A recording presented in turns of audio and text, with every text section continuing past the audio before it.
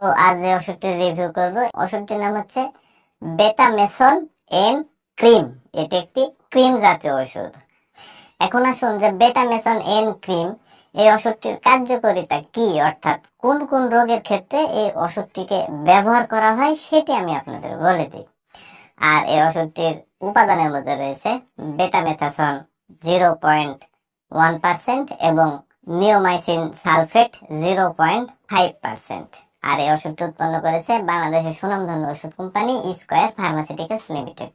তো এই ওষুধটির কার্যকারিতা বলতে গেলে, ব্যাকটেরিয়া জনিত ইনফেকশনের কারণে ত্বকে যে সংক্রমণগুলো হয়ে থাকে সেই সংক্রমণ দূর করতে ওষুধটিকে ব্যবহার করতে হয়। যেমন ধরুন একজিমা, ডার্মাটাইটিস, সোরিয়াসিস, স্পর্শজনিত চর্মরোগ। এখন স্পর্শজনিত চর্মরোগ বলতে বোঝায় যে একটি মানুষের কোনো না কোনো চর্মরোগ হয়েছে।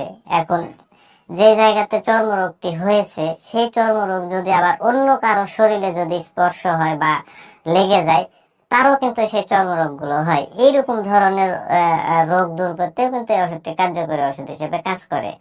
2 নাম্বার যে কাজটি করে সেটি হচ্ছে পোকামাকড়ের কামড়ের কারণে যে ইনফেকশন হয় সেই ইনফেকশন দূর করতেও এই ক্রিমটিকে ব্যবহার করা হয়। তো মানুষের দেখা যায় যে বিভিন্ন টাইমে বিভিন্ন কারণে কোনো পোকামাকড়ে কামড়ের কারণে